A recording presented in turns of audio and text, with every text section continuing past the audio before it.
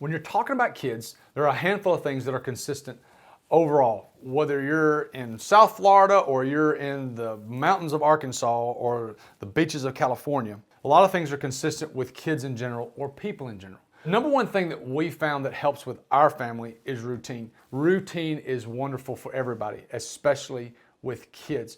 So what we've got to do is we've got to figure out a step-by-step process every morning when they get up, every day if they're at home or after school, of what they can do. When their feet hit the door from coming home from school, this is what they do.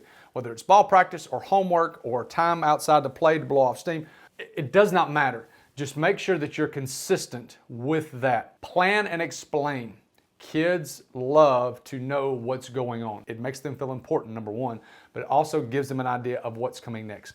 One of the things that my kids always ask, and the reason they ask this is because I used to talk about this with my wife, and I would look at Jackie and I would say, hey, what's the rundown of the day? And she would say, okay, this is what we're going to do. Or she would say, hey, what's the rundown for the rest of the day? Or what's the rundown for the weekend? I have at least once a day, I have one of my kids, my 11-year-old, my 8-year-old, will say, Dad, what's the rundown of the day?